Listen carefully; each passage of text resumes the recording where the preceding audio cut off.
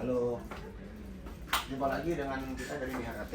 Di sini kita akan menyampaikan kembali mengenai Sadari dari Badan Pengawasan Keuangan dan Pembangunan nih, Deputi Bidang Investigasi terkait penguatan deteksi dan pencegahan fraud di lingkungan perusahaan. Ini disampaikan oleh Bapak Ide Juang Hukmantito.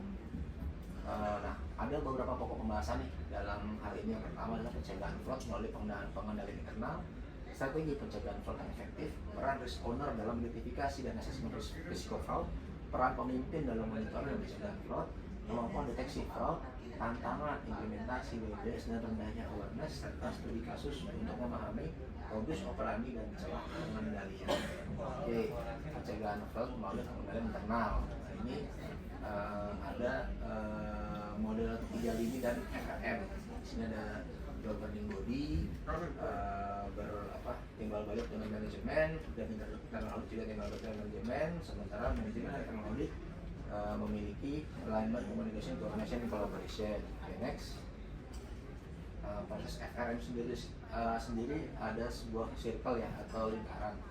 Ada kebijakan, kemudian pelaksanaan FRA, kemudian ada fraud control plan, kemudian ada investigasi dan aksi korektif, dan adanya pemantauan.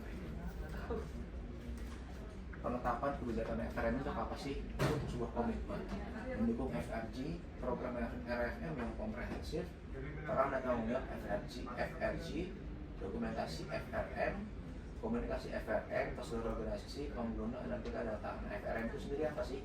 Kalau FRM sendiri itu dikatakan sebagai, balik dulu tadi. Oke. Nah, FRM sendiri adalah Fraud Risk Management. Oke. Lanjut.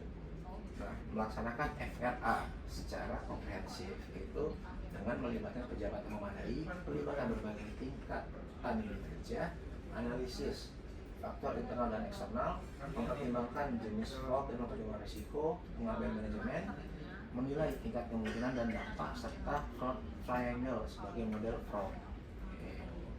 Next, penentuan, mengembangkan dan menerapkan kegiatan pengendalian fraud atau FCP, mencakup pengendalian preventif dan detektif, terintegrasi dengan FRA, mempertimbangkan faktor spesifik, proses bisnis tertentu, penerapan tindakan pengendalian di tingkat unit yang tepat, penggunaan kombinasi berbagai kegiatan pengendalian fraud, mempertimbangkan pengabaian manajemen, prosedur analitika data, dan FCP melalui kebijakan dan prosedur.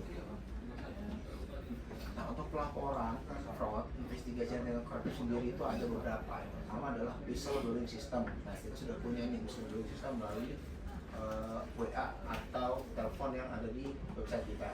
Adanya respon atas fraud, investigasi, adanya analitika data, pelaporan hasil investigasi, tindak lanjut dan aksi korektif, serta evaluasi atas pelaksanaan investigasi tersebut. Nah, pemantauan proses FRM sendiri adalah melakukan evaluasi terpisah dan evaluasi berkelanjutan, adanya cakupan dan frekuensi evaluasi, adanya kriteria pengukuran kinerja program FRM yang tepat, koordinasi dengan unit kerja lain untuk kesalahan strategi, memperhatikan skema fraud atau kasus fraud baru, adanya evaluasi, komunikasi dan perbaikan kelemahan FRM, dan penggunaan analitika data untuk pemantauan.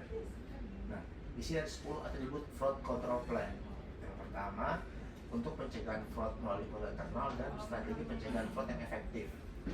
Di sini adanya kebijakan anti kecurangan, struktur anti kecurangan, standar perilaku dan disiplin, penilaian risiko kecurangan, manajemen sumber daya manusia, manajemen pihak ketiga, whistleblowing system dan perlindungan pelapor, deteksi proaktif, investigasi, dan tindakan reaktif termasuk bagian dari mitigasi risiko fraud.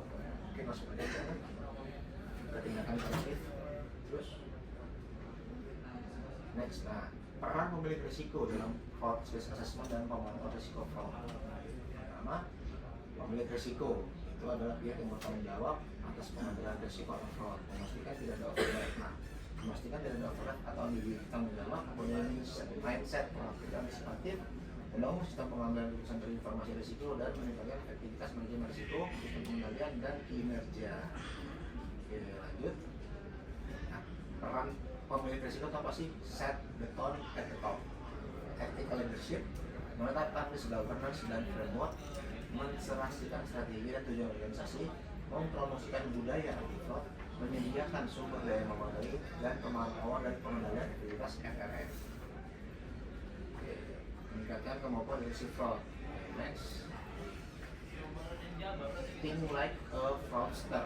Kita mesti berpikir seperti pelanggar kebijakan atau pelanggar. Kita mesti berpikir sebagai penjahatnya gitu. Biar kita bisa memitigasi hal yang diperlukan.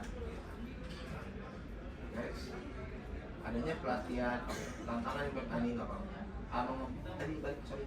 Nah, mengembangkan kemampuan think like a fraudster itu ada 4. Yang pertama, ada pelatihan formal dan mandiri, melakukan FRA secara mandiri, kontrol self assessment dan pembinaan SDM.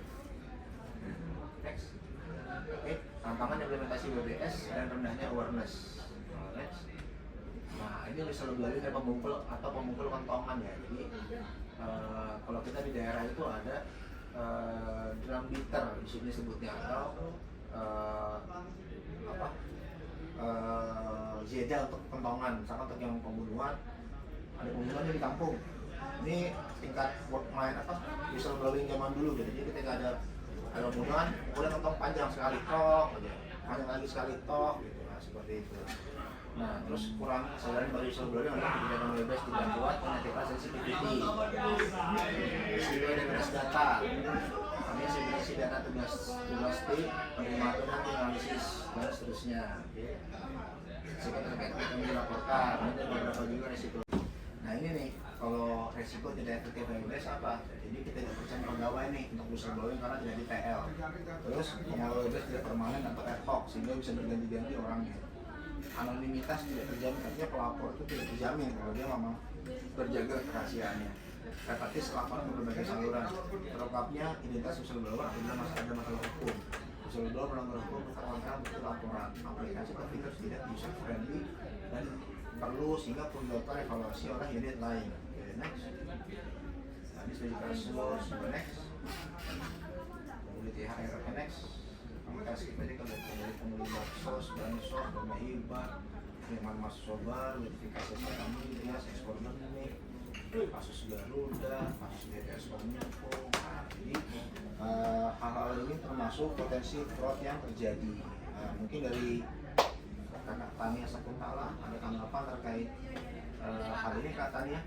Iya, mungkin memang WBS di setiap perusahaan memang harus dilakukan untuk meminimalisasi terjadi fraud.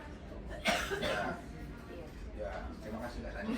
Memang untuk fraud ini sendiri potensinya itu banyak ya. Jadi semua sektor atau semua divisi itu memiliki potensi terjadinya fraud, baik yang bersifat biasa maupun fraud ini yang ada yang bersifat seperti ekonomi ataupun mungkin non ekonomi, seperti contohnya kayak perbuatan pelecehan. Itu kan juga termasuk salah satu kategori fraud yang hanya bisa dilakukan dalam WBS juga. Sehingga kita sama-sama menjaga bahwa intinya sama seperti manajemen risiko ya, semua pekerjaan itu pasti memiliki risiko dan semua pekerjaan pasti memiliki potensi, baik itu risiko fraud maupun risiko yang non fraud itu sendiri. Jadi sama-sama kita saling mengingatkan apabila ada hal yang memang tidak sesuai dengan SOP atau dengan GCD yang ada.